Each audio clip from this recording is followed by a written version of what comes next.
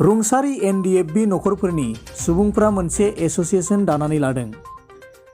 Gossaigaon 4 December 2021 Kokrajhar जिल्ला गसाइगाव महकुमानि सिङाव थानाय रायमोनायाव रुंसारि जाजानाय नखरनि सुबुंफ्रा खौसे जानानै दिनै गसाइगाव साब डिभिजन मार्टियार्स एसोसिएशन दानानै लायो।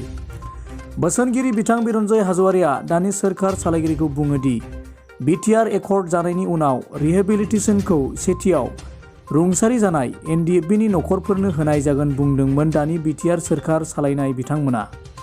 नाथाय दिनैसिमबो जेबो खौरां गैया। दुखुथिया नखरनो मोनथायखौ मोननो सोरखारनिसिम मोनथिहोनायजों लोगोसे दाबि खालामनाय जाबाय होननानै बुंथिदों बिथांमोना। नोंथांमोना दि मोनसे एसोसिएशन दानाय जादों, बे एसोसिएशना Gossaigaon martyrs family association. Gossaigaon साब डिभिजन मार्टियार्स फेमिलि एसोसिएशन। नोंथांमोना बे एसोसिएशनखौ मानि थाखाय दानाय जादों? बेखौ बुंनो थाङोबाथ' गोबां बाथ्रा दङ। गसाइगाव साब डिभिजनाव मार्टियार्स एसोसिएशनखौ मानि थाखाय दानो गोनां जादों बेखौहाय खेंफोरथि होनोखौबोथ' गोबां दङ। दिनैहाय बुंनो थाङोबा गोबांथार मानसिहा गोबां खहा जादों। खहाया बेनो जिउनि खहा। एनडिएफबिआ दि मोनसे समनिफ्राय 34 इयार्स नांबोदों, बे नांबोनायावहाय गोबांथार नखरहा बाव हार दं। मानो बुङोबा सोरनिबा फिसा गोमाजादों, सोरनिबा फिसाय गोमाजादों, सोरनिबा बियादै गोमाजादों। बेबादिनो बायदि बायदि रोखोमै अनागारियै गोबांथार जोंनि फंबाय बिनानावफ्रा सोरबाबा लेखा फरायफुनायावनो बिसोरो आर्मि पुलिसफोरजों मुंख्लं जानांदों, गावथार जादों। दा बेबादि गोबांथार जोंहा जाथिनि खहा जाबोदों।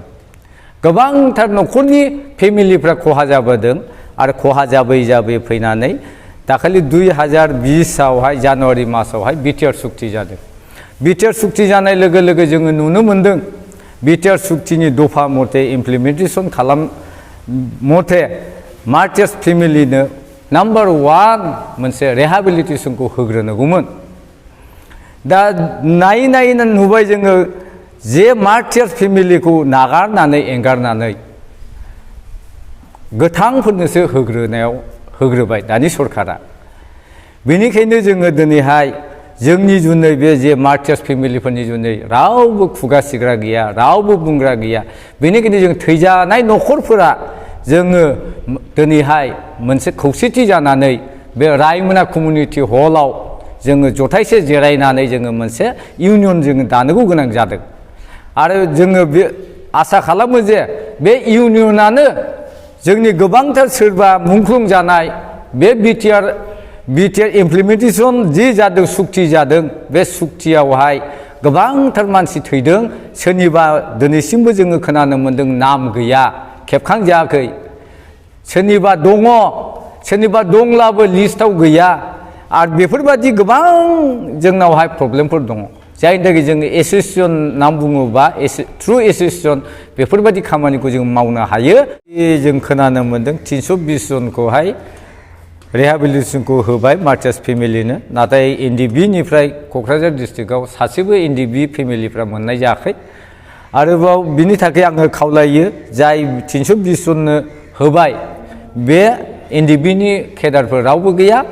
आरोबाव आङो खावलायनो गोसो जायो जाय जोंहा जेसेबांनाखि मार्टियार्स फेमिलिफोर दं एनडिएफबिनिफ्राय, दा बिथांमोननो जोंनि नखरफोरनो जेन'बा जोंनि बिटिआरनि चिफ आरो आसामनि मुख्यमन्त्रि जोंनि हिमन्त बिश्व शर्मा सार आरो जोंनि बिटिसिनि डिपुटि सार आरो जोंनि बिटिसिनि फरेस्ट मिनिस्टार सार बिथांमोनखौ जों खावलायो जे गोख्रैनो जोंनो बे रिहेबिलिटेशनखौ जोंनो होयो आरो जोंनि बे नखरफोराव थांनानै थानायनि मोनफा मोनफा जब जोंनो आरजिनानै होयो। बेखौनो आङो खावलायनाय थाबाय।